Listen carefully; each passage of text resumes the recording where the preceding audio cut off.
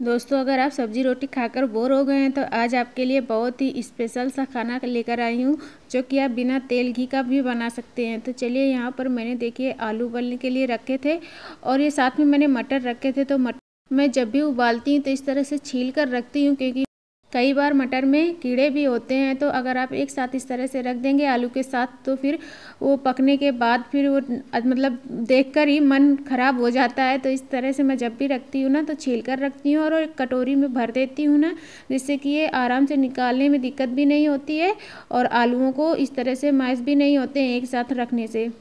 तो ये बहुत छोटी सी ट्रिप है, लेकिन अच्छी है कि आप आसानी से रख सकते हैं और आपके मटर भी अच्छे से उबल जाएंगे। इधर मैंने एक कढ़ाई रखी है। कढ़ाई में मैंने एक छोटा चम्मच जितना तेल डाला है और तेल डालकर थोड़ी सी हींग और जीरा डाला है और एक स्वाद के अनुसार मिर्ची डाली है और हल्दी धनिया डाली है। और इस तरह से जो आलू छील कर रखे हैं उनको इस तरह से मैश करके डालना है।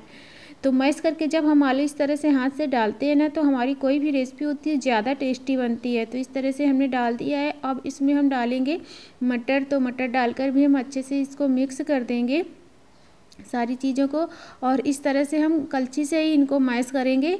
तो ये इनका टेस्ट भी अच्छा आता है और एक सौंधी सौंधी सी खुशबू भी आती है हमारे मसालों से।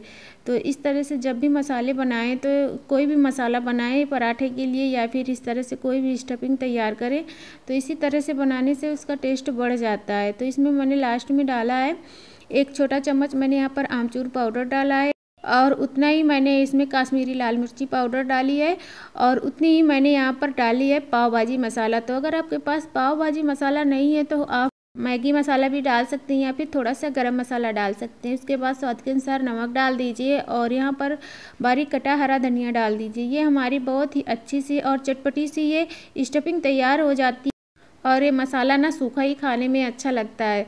तो इस तरह से देखिए हमने अच्छे से इसको मसल लिया है, सारी चीज़ें मिक्स हो गई हैं और ये हमारा चटपटा सा मसाला तैयार हो गया है। तो चलिए अब हम दूसरी तैयारी करते हैं। तो इधर हम इसको निकाल कर अलग रख देंगे ताकि ये थोड़ा सा ठंडा हो जाए, और इससे आप अगर पराठे बनाएंगे तो भी अच्छे बनेंगे और इससे आप कोई मतलब सैंडविच वगैरह बनाएंगे तो भी अच्छे लगते हैं। तो चलिए इधर मैं आटा लगा लेती हूँ। तो आटा लगाने के लिए मैंने गेहूं का आटा 1 कप लिया है और आधा कप मैंने इसमें सूजी डाली है, थोड़ी सी अजवाइन डाली है और कलौंजी डाली है और स्वाद के अनुसार थोड़ा सा नमक डाला है, हींग डाला है और 1 चम्मच देसी घी डाला है।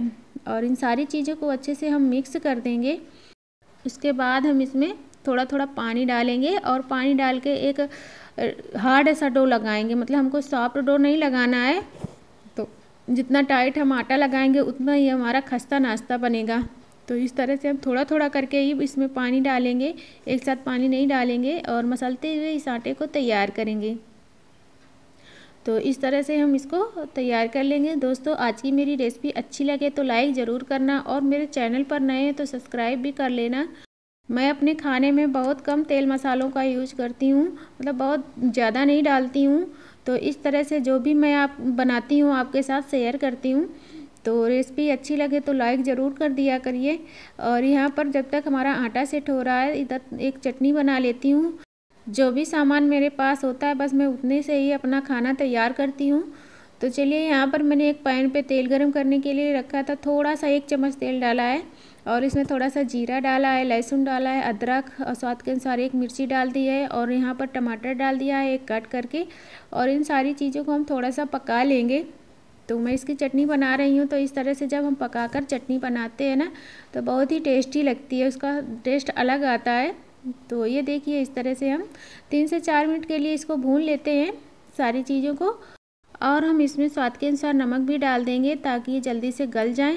नमक डालने से ना टमाटर जल्दी से गल जाते हैं और इस तरह से ये हमारी चटनी तैयार होगी आज की। तो ये देखिए इस तरह से नमक डालते ही ये हल्के से जल्दी से सॉफ्ट होने लगते हैं और ये 1 से 2 मिनट में ही सॉफ्ट हो जाते हैं। तो ये देखिए ये अच्छे से गल चुके हैं। तो अब हम इसको थोड़ा सा ठंडा कर लेंगे और ठंडा करने के बाद हम मिक्सी जार में डालेंगे। हमने नमक पहले ही डाल दिया था, जीरा भी डाल दिया था, तो अभी हम इसमें कुछ भी नहीं डालेंगे, केवल वो काश्मीरी लाल मिर्ची पाउडर डाल करके हम इसको पीस लेंगे। तो यहाँ पर कलर के लिए ही डाल रही हूँ क्योंकि ज़्यादा तीखी नहीं होती है और इसको बंद करके हम पीस लेंगे। तो ये देखिए कितना प्यारा कलर आ गया है। तो इस तरह से हमारी ये चटपटी सी चटनी तैयार हो जाती है। तो चलिए हमारी चटनी तैयार हो गई है। अब इधर हम अपना आटा चेक करेंगे, तो आटा भी हमारा अच्छे से सेट हो गया है। इस आटे को 15 से 20 मिनट के लिए रेस्ट पर ज़रूर छोड़ें। अगर आपके पास टाइम हो तो आधा घंटे के लिए भी छोड़ सकते हैं। और इस तरह से हम लोइयाँ बना लेंगे। पहले देख लेंगे कि हमारा नाश्ता कितना तैयार होगा। तो इस नाश्ते को मैं इसको हीटर में बनाऊंगी, आपको मैं लोहे के तवे में भी बनाकर दिखा दूंगी कि आप इसको उसमें कैसे बना सकते हैं। तो वीडियो को लास्ट तक देखना। और इस तरह से देखिए हम इसकी ये कटोरियाँ बना लेंगे इस तरह से। और ये आटा थोड़ा सा हार्ड ही लगाएं, सॉफ्ट मत लगाएं। और बहुत ज़्यादा हार्ड हो तो आप इसको थोड़ा सा सॉफ्ट कर सकते हैं, लेकिन हार्ड लगाने से ये चिपकता नहीं है। और इस तरह से हमारा नाश्ता अच्छे से क्रिस्पी बनता है। तो इस तरह से देखिए हम इसको, जैसे हम कचौड़ियाँ भरते हैं, पराठा भरते हैं, बस उसी तरह से इसको भर लेना है।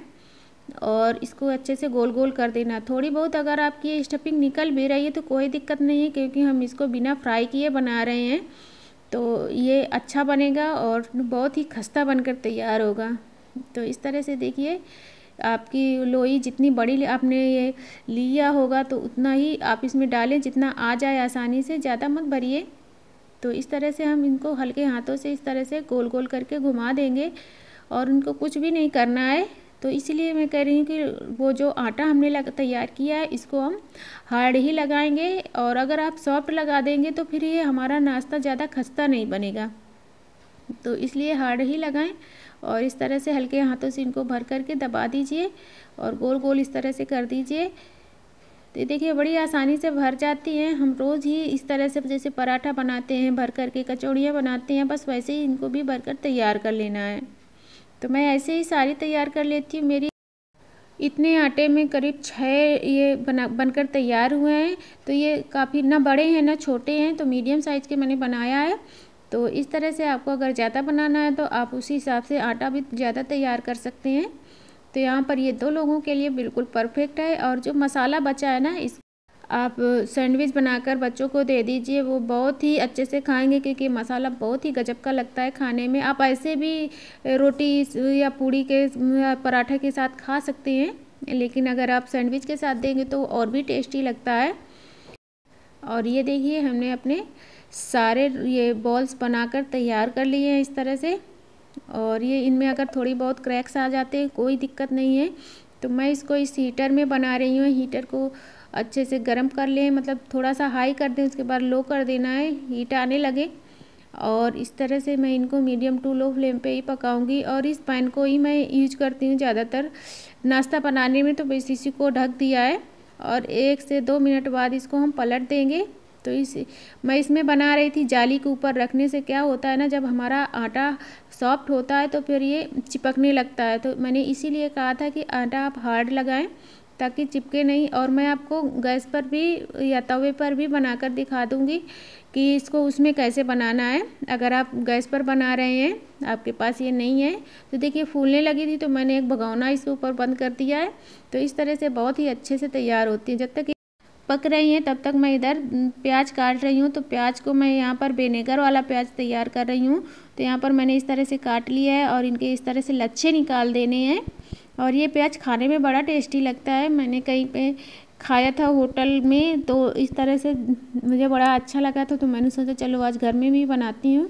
इसमें ज़्यादा कुछ नहीं डलता है। और इस तरह से लच्छे पहले तैयार कर लेते हैं। तो मेरे पास थोड़ा सा छोटे साइज़ का प्याज था, तो जो भी हो इस तरह से छोटे छोटे लच्छे निकल आएंगे। तो इनके जो बीच का पार्ट है उनको हटा लेना, उसको आप सब्जी में यूज कर सकते हैं। तो इधर ये देखिए इस तरह से, और जो बड़े बड़े पीस हैं उनके आप लच्छे तैयार कर लीजिए। इसमें मैंने 1 चम्मच विनेगर डाला है और स्वाद के अनुसार इसमें चाट मसाला डाल देना है, जिससे ना इसका फ्लेवर बड़ा ही गजब का आता है। इसके ऊपर से हम कश्मीरी लाल मिर्ची पाउडर डाल देंगे तो इसका कलर भी अच्छा आ जाएगा। और इस तरह से अच्छे से मिक्स कर देंगे। ये प्याज मुझे खाने में बड़ा ही टेस्टी लगता है। तो इस तरह से इसको आप बना सकते हैं। और जब भी आपके घर में कोई मेहमान आए या इस तरह से कुछ नया अलग सा खाना चाहते हो तो आप इसको बनाकर तैयार कर सकते हैं। इधर ये देखिए इनको 2-2, 3-3 मिनट में पलटते रहेंगे इस तरह से। ये बड़ी आसानी से बन जाती हैं।